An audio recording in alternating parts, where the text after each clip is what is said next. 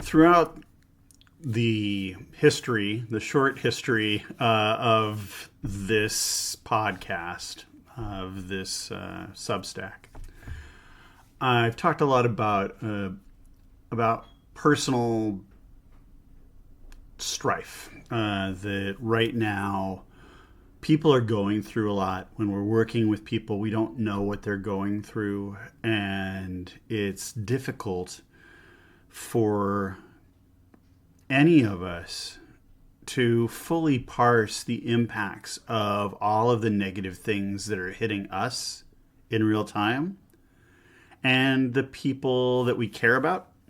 So my last post, which if you haven't watched it, you should, about stakeholders, is most of us don't fully appreciate who our stakeholders are and what they mean to both us as individuals and to the work that we do.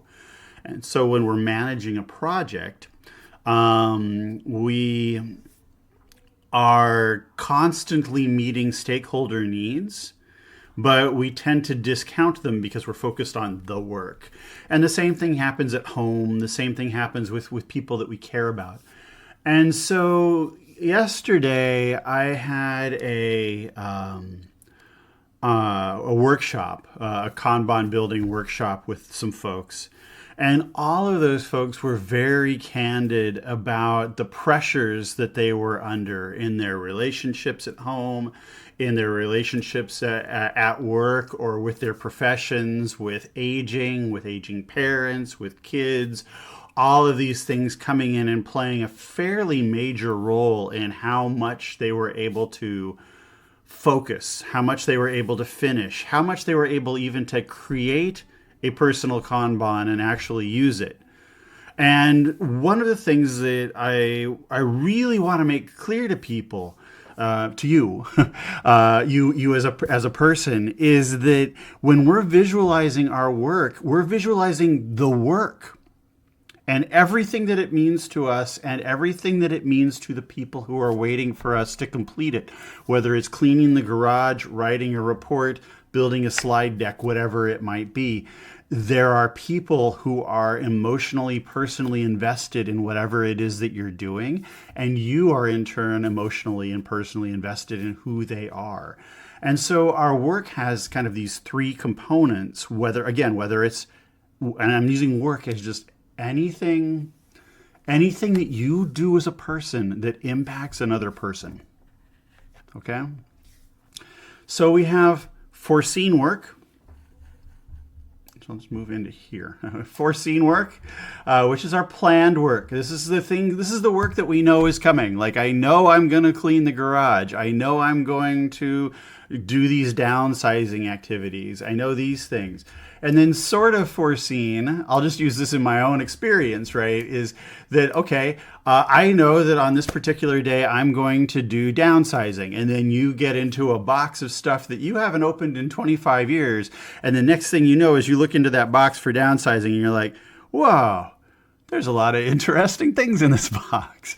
And then you have to have a conversation with other people, with your stakeholders, saying, none of us knew this stuff was in this box. What does this stuff mean to us, right? So let's just take that as a metaphor for what happens at work. We start doing a task. That task is completely planned. And then as we're doing that task, we learn stuff about that task and we're like, oh, wow, this is deeper than I thought. And then we suddenly have to have conversations about this. What does this mean to the customer, to the managers, to whoever? And then we have unforeseen work, which is like I'm unpacking this box and then all of a sudden my water heater blows up. That's a surprise. So, most systems that we build, you just focus on this foreseen stuff. And the sort of foreseen you kind of take for granted, and the unforeseen things you just make excuses about. Well, that would, who would have thought that the water heater would have blown up? Well, the answer is nobody. But who would have thought that something would happen? Could have been the water heater blowing up or the car breaking down or something. If it isn't one thing, it's another.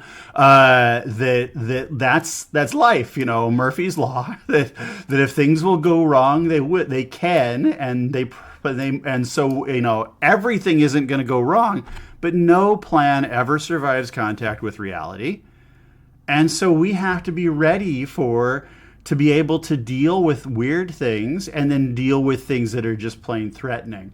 So we are naturally optimizing for what we can predict. We're constantly creating ways to build false certainty for ourselves. And we feel actual shame and like we've failed when something doesn't go the way that we expect. This is a human constant. Everyone does it. Some of us are better at denying that that's the case, but it's there. So what we want to do is we want to prepare for all three types of things. We want to make sure that we build kind of a visible Kanban-y kind of thing so that we know how our easy foreseen work is going to go. When things show up on that Kanban that trigger us and say this is a partially foreseen or a sort of foreseen thing where this isn't going to go the way we wanted to, but it's still going to go, then we do A. This is like, oh my God, this task is not going to happen at all. Well, that's when we come in and we do the stuff for the unforeseen. But we can do these things.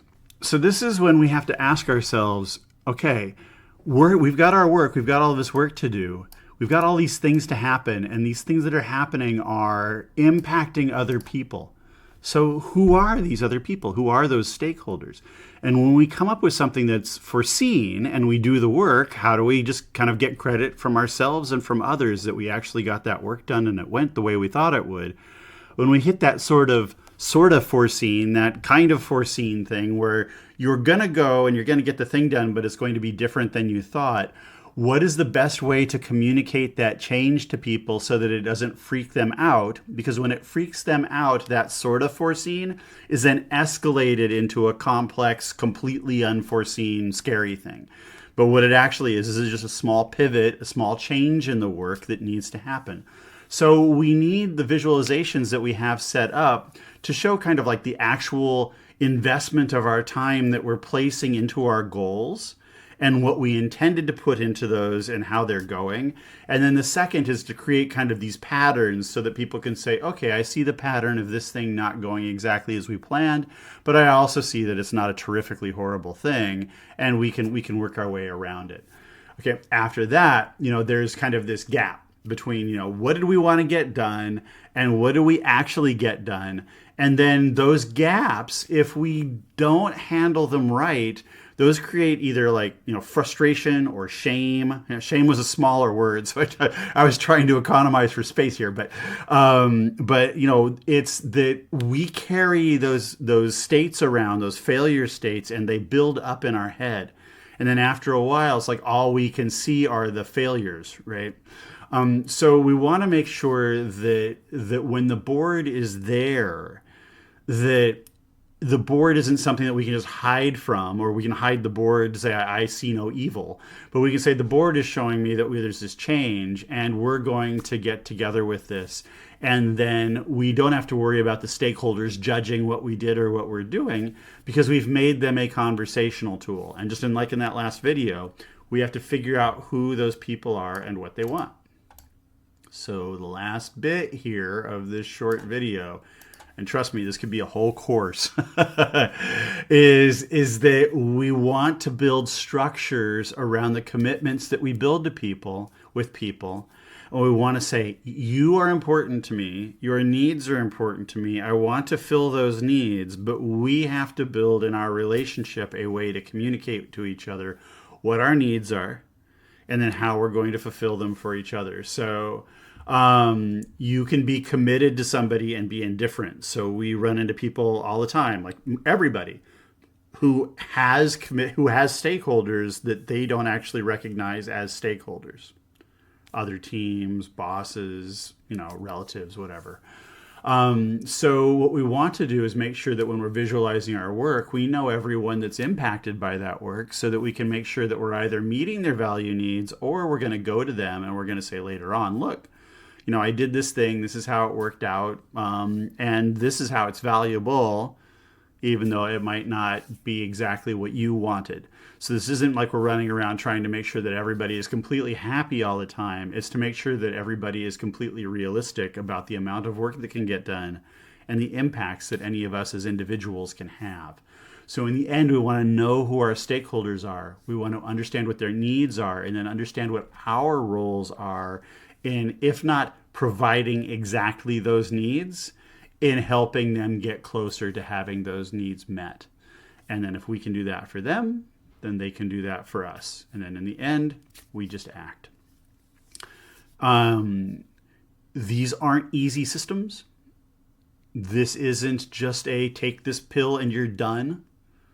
Right now everyone is we can all swallow pills and lose 14% of our body weight. This isn't an instant soup. This is you and all of us having to recognize that we live on a planet with other people, and that if we don't work with those other people, they won't be working with us, and then we all fail. So this is how we can, as individuals, as teams, as groups, get that work done, do the things that we need to do, and be the best people that we can be.